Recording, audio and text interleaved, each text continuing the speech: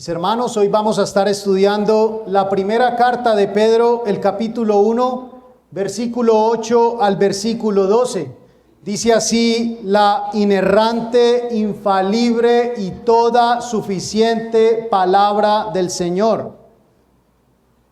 A quien amáis sin haberle visto, en quien creyendo, aunque ahora no lo veáis, os alegráis con gozo inefable y glorioso, obteniendo el fin de vuestra fe, que es la salvación de vuestras almas. Los profetas que profetizaron de la gracia destinada a vosotros, inquirieron y diligentemente indagaron acerca de esta salvación, escudriñando qué persona y qué tiempo indicaba el Espíritu de Cristo que estaba en ellos, el cual anunciaba de antemano los sufrimientos de Cristo y las glorias que vendrían tras ellos. A estos se les reveló que no para sí mismos, sino para nosotros, administraban las cosas que ahora os son anunciadas por los que os han predicado el Evangelio por el Espíritu Santo enviado del cielo, cosas en las cuales anhelan mirar los ángeles. La primera carta del apóstol Pedro fue dirigida originalmente a un grupo de cristianos ubicados en la parte noroeste del Asia Menor, bordeando lo que se conoce como el Mar Negro, en la región que hoy conocemos como Turquía. Estos hermanos estaban padeciendo por causa de su fe muchas dificultades y el futuro no parecía para nada mejor. Poco tiempo después de haber recibido esta carta, muchos de los creyentes a los que iba dirigida sufrieron una de las más feroces persecuciones que ha sufrido la iglesia en el siglo I, instigada por Nerón. Pedro se está dirigiendo a fieles creyentes que, aunque elegidos en Cristo antes de la fundación del mundo y santificados por el Espíritu, viven como extranjeros exiliados en este mundo temporal. Pedro nos recuerda que nuestra verdadera patria está por venir. Y aunque no hemos llegado a nuestro destino final, hemos renacido a una esperanza viva por la resurrección de Jesucristo. Dios nos ha otorgado una herencia eterna e incorruptible en su reino, que nadie, absolutamente nadie, puede arrebatarnos. Este reino no puede ser estropeado por nada ni nadie, y nunca se desvanece y nunca se desvanecerá. Y aunque exiliados, es el Espíritu Santo quien nos ha dado vida en Cristo, distinguiéndonos de aquellos que están espiritualmente muertos. En los versículos iniciales del capítulo 1, el apóstol proclama las buenas nuevas del glorioso evangelio de nuestro Señor Jesucristo, donde le recuerda a cada uno de los creyentes que, aunque exiliados, han entrado a este reino por la fe en Cristo. Y por esa misma fe en Cristo son preservados para Él. Si tú eres un creyente, Cristo mismo guarda tu lugar en el cielo, así como te está guardando a ti en estos momentos para el cielo. Todo esto para la gloria de Jesucristo, el Rey, Señor y Salvador. Y aunque la iglesia y los creyentes enfrentan diversas pruebas difíciles, el Señor, mediante el poder de este evangelio, nos sostiene. El poder del evangelio nos mantiene firmes. Este evangelio nos inunda de una alegría indescriptible y gloriosa, una dicha que trasciende las palabras.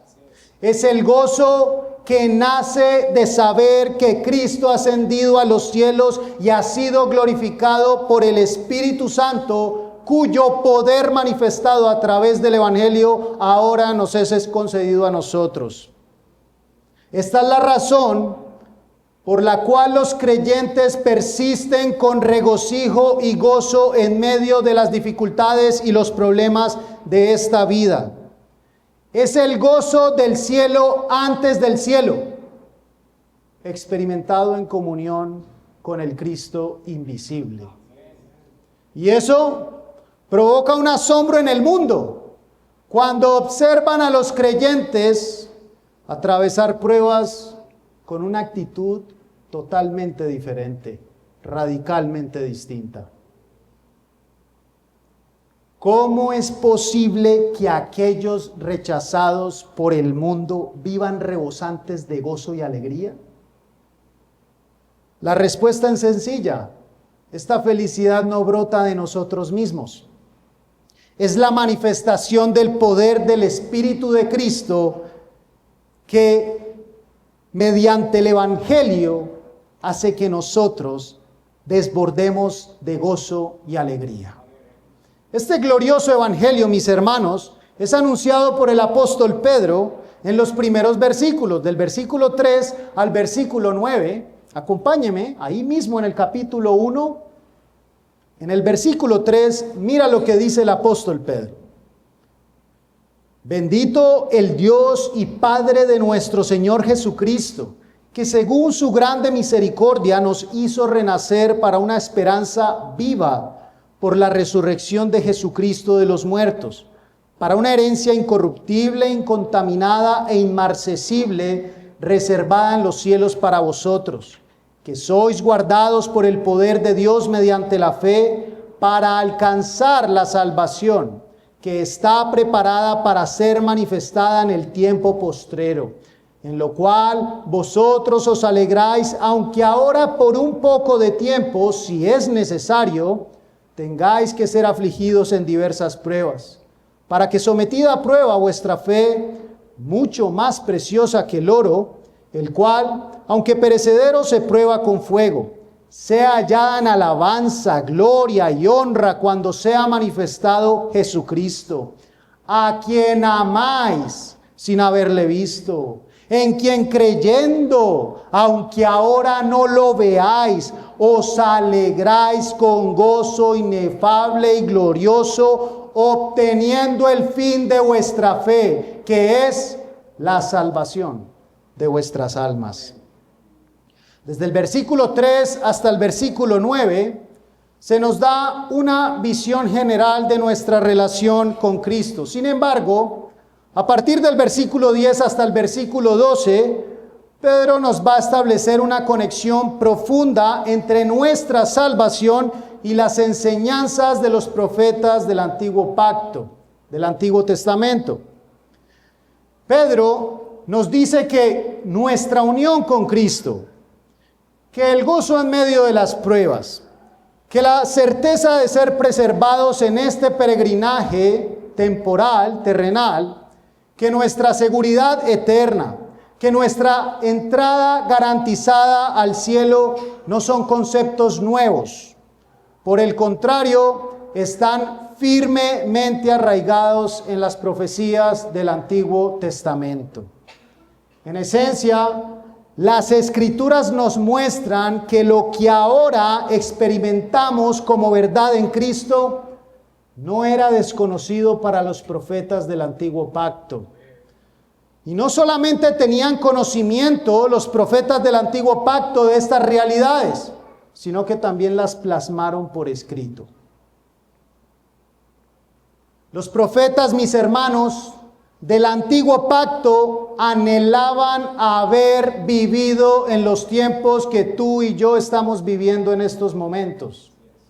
Así lo dice desde el versículo 10 hasta el versículo 12. Los profetas que profetizaron de la gracia destinada ¿a quiénes? A vosotros. Inquirieron y diligentemente indagaron acerca de esta salvación, escudriñando qué persona ¿Y qué tiempo indicaba el Espíritu de Cristo que estaba en ellos, el cual anunciaba de antemano los sufrimientos de Cristo y las glorias que vendrían tras ellos? A estos, a los profetas del antiguo pacto, se les reveló que no para sí mismos, sino para quienes, para nosotros, administraban las cosas que ahora os son anunciadas por los que os han predicado el Evangelio, por el Espíritu Santo enviado del cielo, cosas en las cuales anhelan mirar los ángeles. Pedro está diciendo lo siguiente de manera resumida. Pedro está diciendo que los profetas del Antiguo Testamento escribieron acerca de esta gloriosa salvación. Escribieron acerca del nuevo nacimiento. Escribieron acerca de las entradas a la gloria del cielo que tú tienes ahora en Jesucristo. No solo eso, también los profetas del Antiguo Pacto escribieron acerca de los sufrimientos de Cristo y de las glorias de Cristo.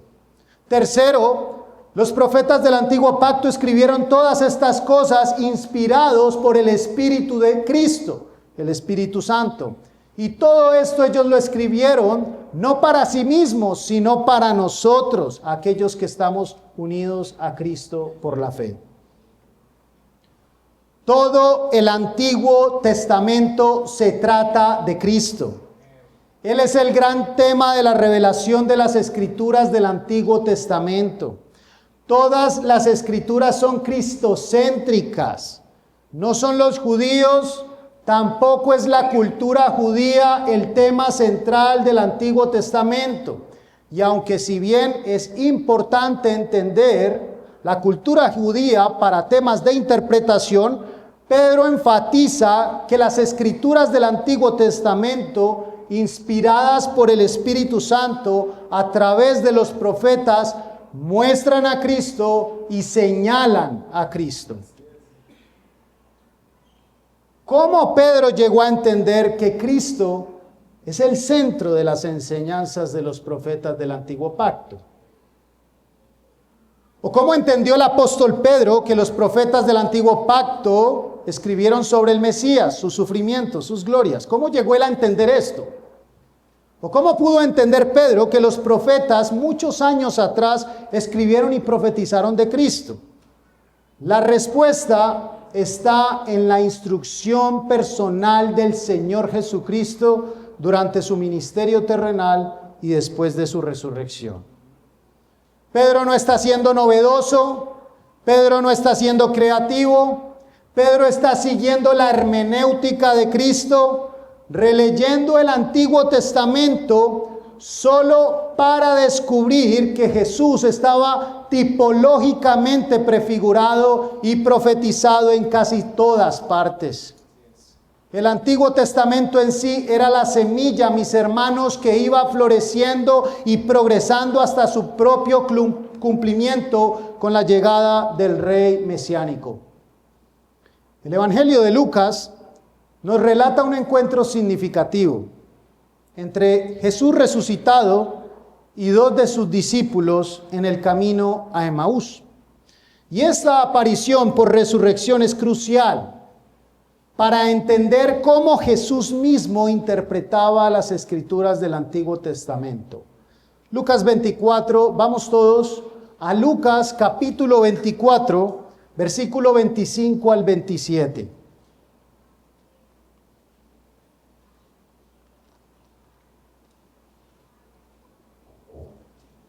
Lucas 24, versículo 25 al 27. Dos de sus discípulos van camino a Emaús, apesadumbrados, acongojados por aquella situación que ha acontecido en Jerusalén. El Mesías ha muerto en una cruz, aquel que vendría a redimirlos, a salvarlos. A lo que estos discípulos, tristes y agobiados, les acontece que Cristo irrumpe en escena y se les aparece. Estos agobiados, Cristo se aparece y les dice en el versículo 25, oh insensatos y tardos de corazón para creer todo lo que los profetas han dicho. ¿No era necesario que el Cristo padeciera estas cosas y que entrara en su gloria? Y comenzando desde Moisés y siguiendo por todos los profetas, les declaraba en todas las escrituras de lo que de él decía. Ahora, estos discípulos no se dan cuenta que es el Señor Jesucristo. Sus ojos son abiertos de un momento a otro a lo que reconocen que es Jesús, pero Jesús se desaparece de sus vistas. Ellos van a donde están los 11 discípulos, como lo vamos a leer a continuación, y cuentan de aquello que les ha acontecido. Versículo 44 de Lucas 24. Allí mismo en Lucas 24, ve al versículo 44.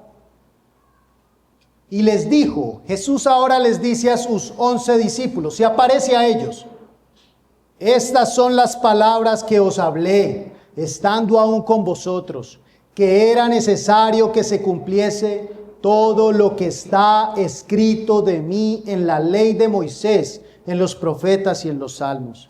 Entonces les abrió el entendimiento para que comprendiesen las escrituras y les dijo: así está escrito, y así fue necesario que el Cristo padeciese y resucitase de los muertos al tercer día. En estos pasajes que hemos leído, mis hermanos, observa cómo Jesús se posiciona en relación a las escrituras.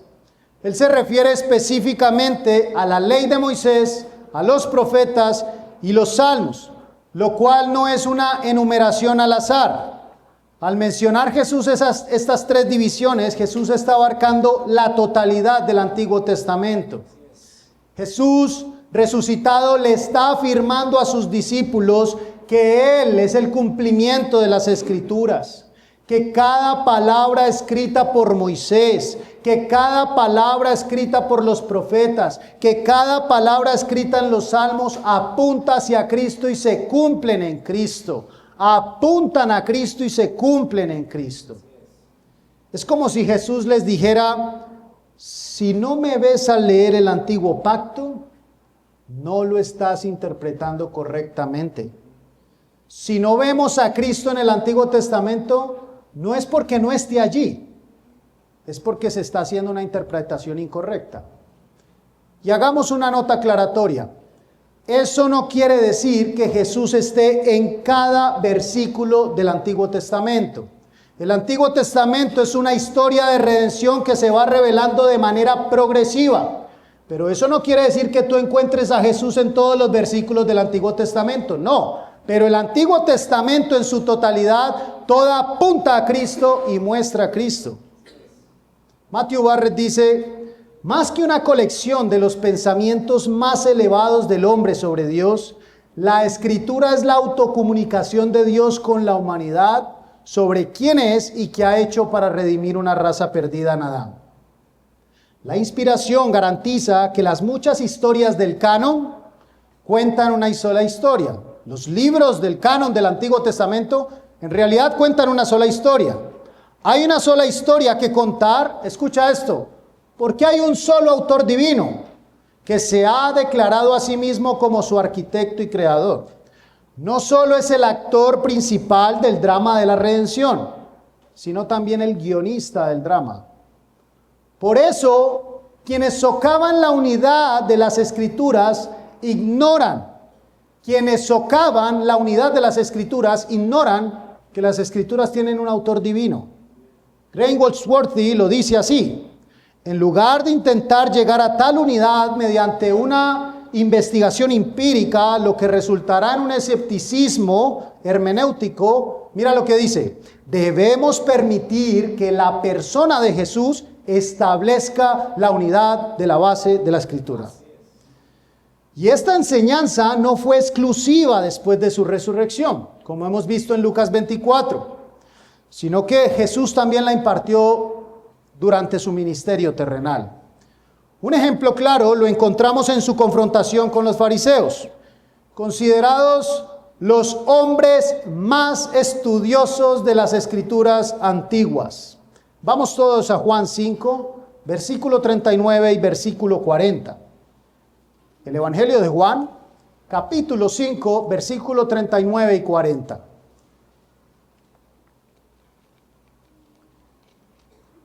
¿Estamos allí, mis hermanos? Creo que la gran mayoría de ustedes tiene la Reina Valera 1960. La Reina Valera 1960 dice: escudriñad las Escrituras, porque a vosotros os parece que en ellas tenéis la vida eterna, y ellas son las que dan testimonio de mí. Así dice la Reina Valera 1960. Voy a leer de la Nueva Versión de las Américas. Ustedes examinan las Escrituras, porque piensan tener en ellas la vida eterna, y son ellas las que dan testimonio de mí. Pero ustedes no quieren venir a mí para que tengan esa vida. Aquí Jesús no está teniendo algún tipo de debate académico con los fariseos, como si él estuviera de un lado, los fariseos de otro, y existiera algún tipo de interrogatorio para ver si Jesús está en lo correcto, si los fariseos están en lo correcto. No, los fariseos saben que en las Escrituras es donde se obtiene la vida eterna, pero Jesús les dice que ellos no tienen vida cuando leen el Antiguo Testamento, porque las Escrituras del Antiguo Testamento no hablan de la vida eterna de manera abstracta, hablan de la vida eterna en relación con la persona de nuestro Señor Jesucristo, su obra y su reino. Jesús lo expresa también en Juan 5, en el versículo 46. Salta unos versículos de ahí, del capítulo 5 de Juan, donde estamos ubicados. Versículo 46, de ahí del capítulo 5. Mira lo que el Señor Jesucristo va a decir.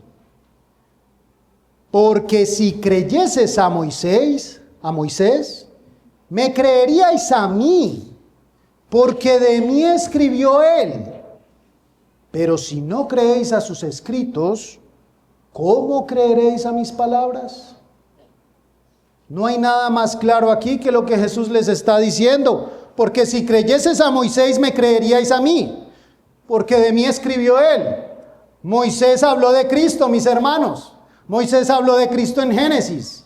Moisés habló de Cristo en Éxodo. Moisés habló de Cristo en Levítico. Moisés habló de Cristo en Números. Moisés habló de Cristo en Deuteronomio. De mí escribió él.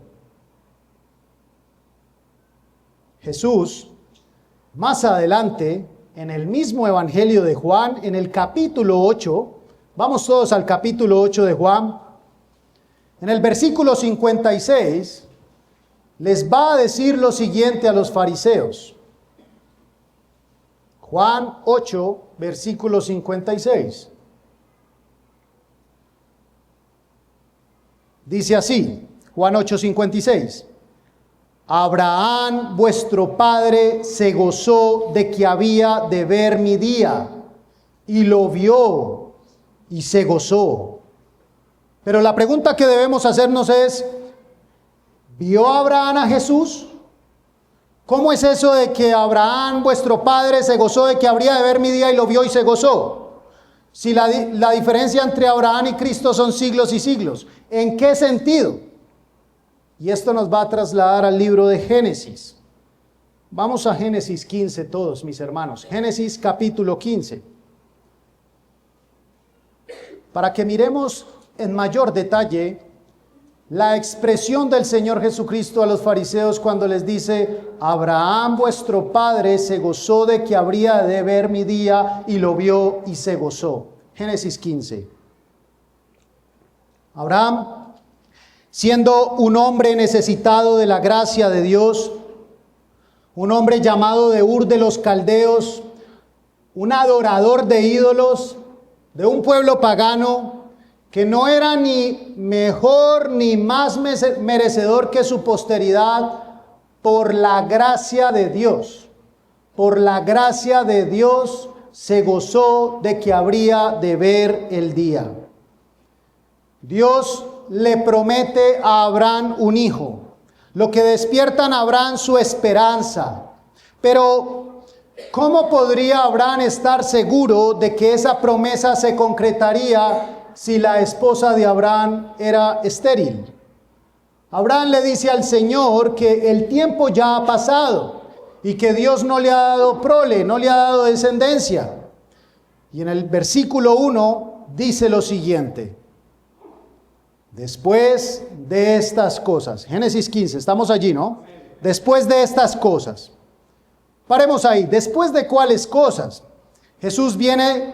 Abraham viene de haber derrotado a los reyes de Kedorlaomer.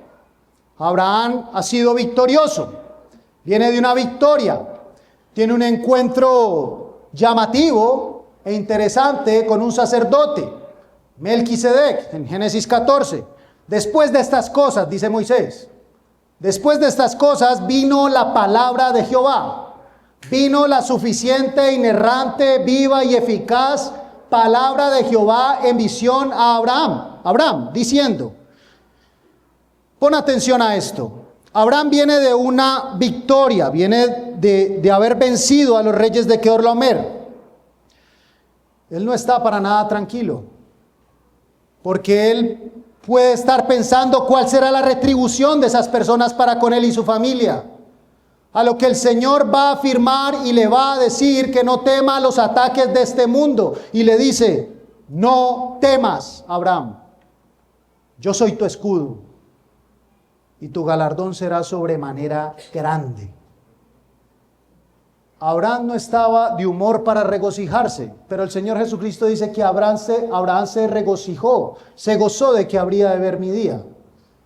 Pero Abraham no está aquí de humor para regocijarse. En cambio, Abraham responde con una queja que muestra cuán agitado está su corazón y que ya no podía contener. Sin embargo, aunque Abraham muestra aquella queja que agita su corazón, no pierde la compostura y la reverencia. Mira cómo lo dice el versículo 2. Y respondió a Abraham, Señor Jehová, ¿qué me dará siendo así que ando sin hijo y el mayordomo de mi casa es ese Damaseno Eliezer? Dijo también Abraham, mira que no me has dado prole y he aquí que será mi heredero un esclavo nacido en mi casa. Luego vino a él palabra de Jehová. Otra vez, la inerrante, infalible, suficiente, viva y eficaz palabra de Jehová vino a Abraham, diciendo, no te heredará sino un hijo tuyo será el que te heredará. Y lo llevó fuera y le dijo, mira ahora los cielos y cuenta las estrellas, si las puedes contar.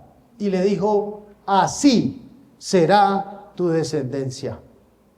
Abraham mira hacia el cielo, tal vez con la boca abierta mirando el cielo estrellado, tal vez sus ojos llorosos, a lo que a continuación, con esa acción, Moisés nos va a decir en el versículo 6, que dice, y creyó a Jehová y le fue contado por justicia. Como dice Richard Phillips, Abraham no solo confiaba en que heredaría un hijo, sino que de su descendencia, el hijo y heredero que Dios había prometido desde el momento de la caída de Adán, nacería para redimir a su pueblo del pecado. Abraham, mis hermanos, anticipaba el día de Cristo, tal como Jesús lo expresó en Juan 8:56. Abraham se gozó de que habría de ver mi día. Pero ¿de qué manera se manifestó esto? La fe de Abraham en la promesa. Sinclair Ferguson lo dice aún más claro. Dice, Abraham no solo creyó en Dios en general, sino con respecto a la promesa del Salvador venidero. Él confió en este Salvador venidero y Dios lo contó a él como justicia. Pero el Señor ratifica su promesa con Abraham, utilizando sangre de animales sacrificados y pasando entre ellos, lo cual era la costumbre de la época para sellar un pacto. Pero eso simboliza el compromiso inquebrantable de cumplir lo que Dios había prometido. Mira cómo dice el versículo 7 al versículo 12 del capítulo 15 de Génesis. Y le dijo, yo soy Jehová que te saqué de Ur de los Caldeos para darte a heredar esta tierra. Y él respondió, Señor Jehová, ¿en qué conoceré que la he de heredar? Y le dijo, tráeme una becerra de 3 años y una cabra de 3 años y un carnero de 3 años, una tórtola también y un palomino. Y tomó él todo esto y los partió por la mitad y puso cada mitad una enfrente de la otra, mas no partió las aves. Y descendían aves de rapiña sobre los cuerpos muertos y Abraham las ahuyentaba. Mas a la caída del sol sobrecogió el sueño a Abraham. Y he aquí que el temor de una grande oscuridad cayó sobre él. Lee el versículo 17. Y sucedió que puesto el sol y ya oscurecido, se veía un horno humeando y una antorcha de fuego que pasaba por entre los animales divididos. Matthew Barrett, citando a Matthew Barrett nuevamente, él habla con respecto a este sangriento cementerio, haciendo referencia a los animales partidos por la mitad. Él dice que esta era la forma más seria en que Dios puede asegurar que su palabra no vacilará. Al Dios pasar por los cadáveres, Dios hace una autodeclaración. Si rompe su palabra del pacto con Abraham, también Dios se partirá en dos. Estas maldiciones del pacto caerán sobre la propia cabeza de Dios. Abraham se gozó de que habría de ver el día. Y la pregunta que debemos hacernos ahora es, ¿y cuándo lo vio? Y se gozó. El Señor Jesucristo dice en Juan 8:56, Abraham se gozó de que habría de ver el día. Ya lo vimos en Génesis 15. ¿Y cuándo lo vio? Y se gozó. Vamos a Génesis 22.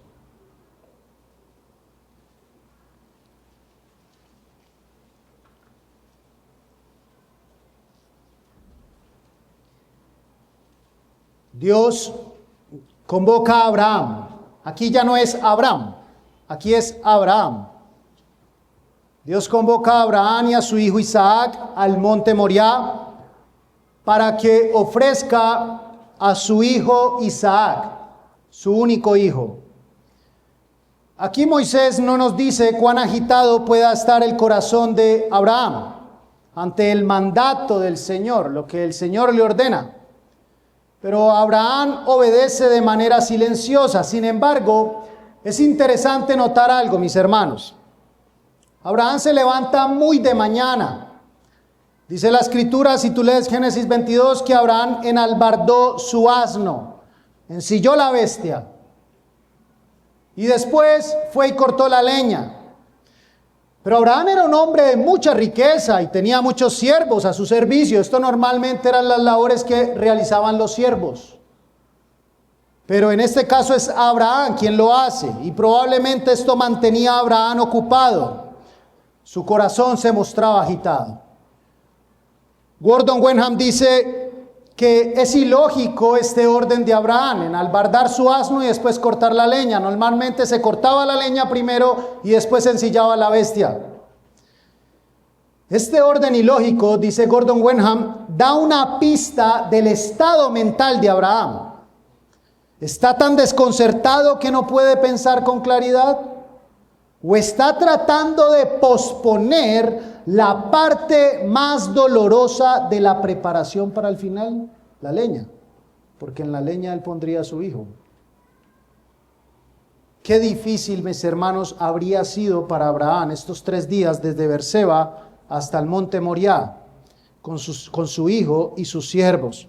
Y mientras subían, ya ahorita se encuentra Abraham e Isaac solos, los siervos se han quedado en un lugar en específico, e Isaac le dice a su padre, Padre, he aquí el fuego, he aquí la leña y el cordero. A lo que Abraham le responde, Dios se proveerá de cordero para el holocausto, hijo mío. Esta respuesta de Abraham es lo que el pueblo de Dios ha expresado y había expresado a través de los siglos. Dios se proveerá de cordero para el holocausto, hijo mío. Leamos desde el versículo 9 al 14 de Génesis 22. Y cuando llegaron al lugar que Dios le había dicho, edificó allí Abraham un altar y compuso la leña y ató a Isaac su hijo y lo puso en el altar sobre la leña. Y extendió Abraham su mano y tomó el cuchillo para degollar a su hijo. Entonces el ángel de Jehová le dio voces desde el cielo y dijo: Abraham, Abraham. Y él respondió: heme aquí. Y dijo: no extiendas tu mano sobre el muchacho ni le hagas nada, porque ya conozco que temes a Dios por cuanto no me rehusaste tu hijo, tu único. Entonces alzó Abraham sus ojos y miró. Y aquí a sus espaldas un carnero trabado en un zarzal por sus cuernos. Y fue Abraham y tomó el carnero y lo ofreció en holocausto en lugar de su hijo. Y llamó a Abraham el nombre de aquel lugar: Jehová proveerá. En lugar de Isaac se ofreció un carnero en sacrificio y ofrenda. Abraham vislumbró a Jesús, lo vio. Abraham se gozó de que habría de ver mi día y lo vio. Lo vio a través de tipos y sombras. Él vio al Señor en ese animal sacrificado. En el monte Moriah, Él proveyó un carnero como sustituto para el sacrificio. Robert Candlish lo dice así: Abraham vio la manera exacta en que se lograría la salvación del hombre y la bendición adquirida para todas las familias de la tierra, mediante la muerte expiatoria y la gloriosa resurrección del amado Hijo de Dios. Y si alguien aquí tiene dudas de qué es un tipo o una sombra, el pastor Pablo lo define muy bien en su seminario de teología pactual. Él dice: un tipo es una persona, un oficio, un lugar o un acontecimiento que anunciaba la llegada de algo que lo trascendía. A eso se le llama el antitipo. De este modo, mis hermanos, lo que Jesús está diciendo es que Génesis 15 y Génesis 22 hacen referencia a Él. Y se lo comunica tanto a los fariseos como a sus discípulos. Lo que Jesús quiere transmitir es que a menos que leas el Antiguo Testamento con la intención de verlo a Él y de buscarlo a Él, si tú no lo haces con esa intención, no podrás alcanzar la vida eterna. Yo quiero que volvamos un momento a Lucas 24, versículo 44 y 46. No quiero pasar por alto un detalle que es interesante. Texto que leímos minutos atrás. Lucas 24, versículo 44 y 46. Abraham entonces se gozó de que habría de ver el día y lo vio y se gozó. Vimos Génesis 15 y vimos Génesis 22. Cerramos ahí y vamos a volver al texto de Lucas 24, versículo 44 al versículo 46. Pero vamos a leer solamente el versículo 46. Dice así: y les dijo, recuerden que aquí el Señor Jesucristo, post resurrección, se aparece a sus 11. Y les dijo: así está escrito. Y así fue necesario que el Cristo padeciese y resucitase de los muertos al tercer día. Y quiero que nos hagamos una pregunta, porque el Señor Jesucristo dice en el versículo 46, así está escrito. La pregunta es, ¿dónde está escrito? ¿Qué texto cita el Señor a sus discípulos? De que el Mesías, el Cristo, el ungido, debía padecer y que resucitaría al tercer día de los muertos.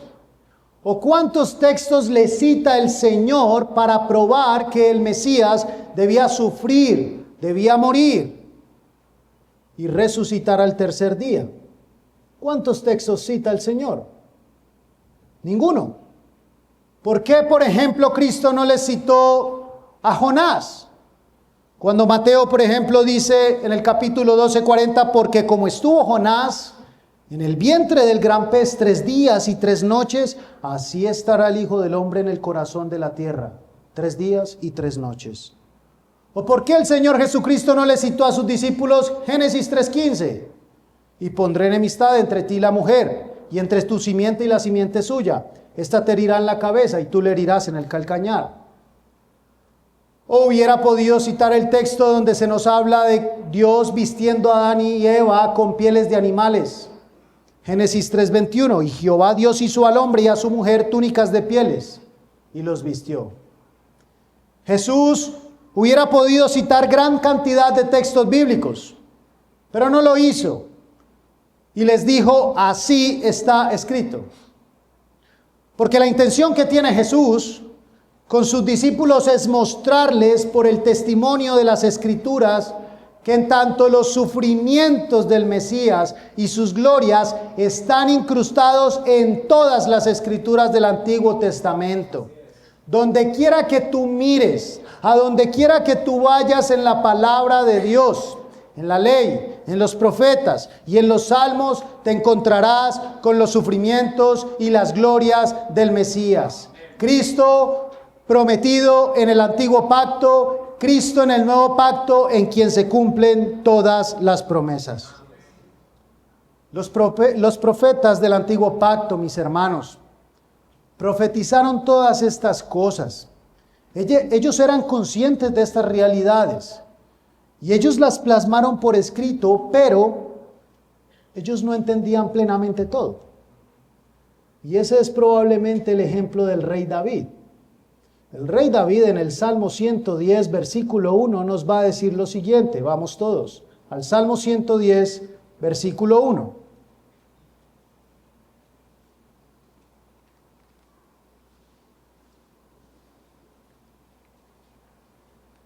Estamos allí. Jehová dijo a mi Señor. El rey David está escribiendo este salmo y dice, Jehová dijo a mi Señor. Jehová dijo a mi Señor, siéntate a mi diestra hasta que ponga a tus enemigos por estrado de tus pies. De los 150 salmos que nosotros encontramos en nuestras Biblias, el Salmo 110 es el salmo más frecuentemente citado en el Nuevo Testamento. Es citado 18 veces. David dice en este salmo que Jehová dijo a mi Señor. Y este Señor, esta palabra que se traduce como Señor, viene de la palabra hebrea Adonai, que se traduce como amo. Es alguien que está ejerciendo control. Se hace referencia a Dios mismo. Y para los judíos esto era un escándalo. Jehová dijo a mi Señor, siéntate a mi derecha hasta que ponga a tus enemigos por estrado de tus pies. Los judíos ciertamente identificaban a este Señor del que David está hablando. Jehová dijo a mi Señor. Los fariseos identificaban a este Señor como el Mesías, pero ellos también decían y sabían que este Mesías sería hijo de David. Y la pregunta entonces que debemos hacernos aquí es, ¿y si sería hijo de David, por qué David dice que es su Señor? Y debemos recordar, mis hermanos, que en el contexto, el gobierno de aquella época era un gobierno teocrático. Esto quiere decir que primeramente en autoridad suprema estaba Dios, el gobierno teocrático, después el rey, pero en medio no había ninguna otra autoridad. Dios, el rey y nadie más. Y en este texto se nos está diciendo que Jehová dijo a mi Señor. David es rey. Jehová dijo a mi Señor, siéntate a mi derecha, a mi diestra, hasta que ponga tus enemigos por estrado de tus pies. ¿Cómo entonces en este salmo David se está refiriendo al Mesías como alguien superior? De hecho, en los evangelios, el Señor Jesucristo les hizo esa pregunta a los fariseos. Y les dijo, estando con ellos, les preguntó. Los fariseos venían a interrogarlo, a ver de qué manera él caía en algún error. Jesús les dice, ¿qué pensáis del Cristo? ¿De quién es hijo?, le dijeron. La respuesta de los fariseos es correcta, de David. Él les dijo, pues ¿cómo David en el Espíritu le llama Señor diciendo, ¿Dijo el Señor a mi Señor, siéntate a mi derecha hasta que ponga a tus enemigos por estrado de tus pies? Pues si David le llama Señor, ¿cómo es su hijo? Les dice el Señor Jesús a los fariseos. Pues si David le llama Señor, ¿cómo es su hijo? Y Mateo nos dice que nadie podía responder palabra alguna, ni osó alguno desde aquel día preguntarle más. Jesús nota, mi amado hermano, que Jesús presupone que el rey David es quien escribe el Salmo 110. De hecho, el mismo Señor Jesucristo abraza la tradición judía, comúnmente aceptada, de que el Mesías sería un hijo de David, es decir, un descendiente del rey David y heredero del trono davídico. Pero los fariseos no pudieron responderle aquella pregunta a Jesús, porque su cristología era nefasta. El Salmo 110 lo he traído a colación para que nos demos cuenta, mis hermanos, que los autores bíblicos del Antiguo Testamento, aunque inspirados por el Espíritu Santo, no siempre comprendían plenamente el significado de sus escritos. Mis hermanos, Cristo no es solo el cumplimiento de algunos pasajes del Antiguo Testamento. Él es el cumplimiento de todas las Escrituras. Cristo es la simiente de la mujer, el último Adán, la simiente de Abraham, superior a Moisés, el hijo de David, pero también el Señor de David, el nuevo y verdadero Israel, el Señor que ha venido en carne para redimir a su pueblo.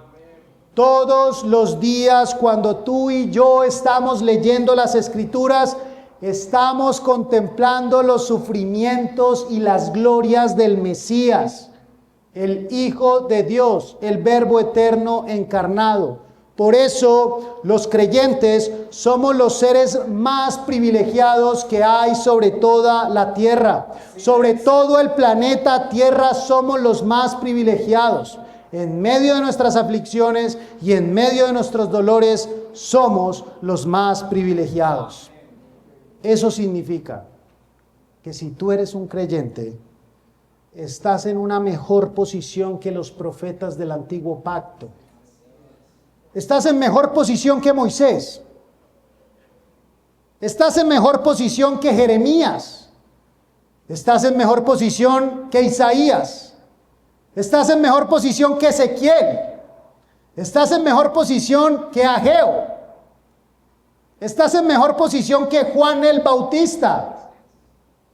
De cierto os digo, entre los que nacen de mujer, no se ha levantado otro mayor que Juan el Bautista. Juan el Bautista fue el precursor del Mesías. Pero el más pequeño en el reino de los cielos, mayor es que él. Mateo 11:11. Nosotros, mis hermanos, contamos con el tesoro de tener las Escrituras completas, el Antiguo Testamento y el Nuevo Testamento. ¡Qué privilegio! Tenemos todas las Escrituras. No le hace falta una sola palabra. No le hace falta una sola tilde. No le hace falta una sola coma. Todo el canon está completo y está vivo. Sigue hablando y es poderoso porque es la palabra viva del Dios verdadero. Jesucristo, en su momento, cuando le explicaba el propósito de las parábolas a sus discípulos, les dijo: pero bienaventurados vuestros ojos porque ven, y vuestros oídos porque oyen. Porque de cierto os digo que muchos profetas y justos desearon ver lo que veis y no lo vieron, y oír lo que oís y no lo oyeron. Mateo 13, 16, 17. Tú y yo somos privilegiados porque ahora en Cristo tenemos libre acceso al trono de la gracia. En el antiguo pacto, solo el sumo sacerdote una vez al año podía y tenía acceso al lugar santísimo, pero tú y yo ahora podemos entrar a la presencia de Dios cuantas veces queramos. Nada, absolutamente nada se puede comparar con esta gloriosa salvación que hoy tenemos en Cristo. Cualquier cosa que tú compares con esta gloriosa salvación de estar unidos a la persona de Cristo se queda corta y palidece. Volvamos a nuestro texto de estudio. Primera de Pedro, capítulo 1. Pero ahora ubícate en el versículo 12.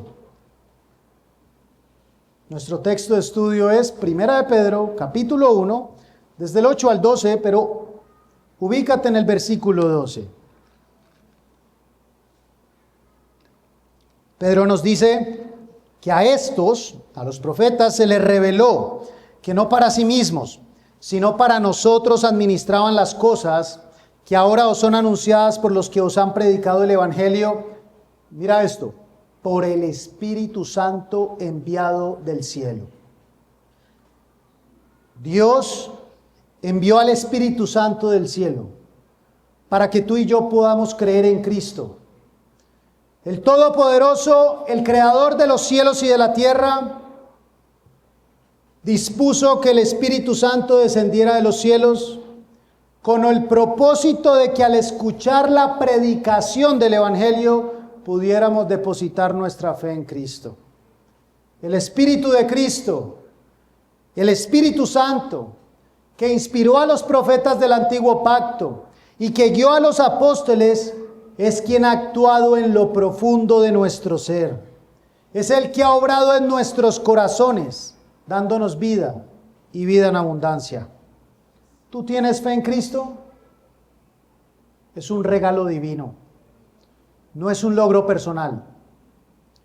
El mismo poder que resucitó a Cristo es el que ha iluminado tu entendimiento y te ha otorgado vida espiritual. Que Dios te haya elegido fue por su voluntad soberana. Te eligió, envió a su Hijo Jesucristo a morir en sacrificio por ti y luego dispuso a alguien que te predicara el Evangelio. Y cuando tú escuchaste esas bellas palabras de vida, tú cambiaste radicalmente. Pudiste contemplar la grandeza divina, reconocer a Cristo y viste tu propia condición y quizás sobrecogido por la grandeza de Dios, de tu condición, tal vez exclamaste como el apóstol Pedro: apártate de mí porque soy un hombre pecador. Y reconociste tu estado de necesidad y allí fue cuando te entregaste en los brazos de tu compasivo Salvador. Pero amado hermano, no olvides esto. El Señor es quien te sostiene. El Señor es quien te protege y constantemente. El Señor es quien cuida de ti en todo momento, en todo lugar, ahora y por la eternidad.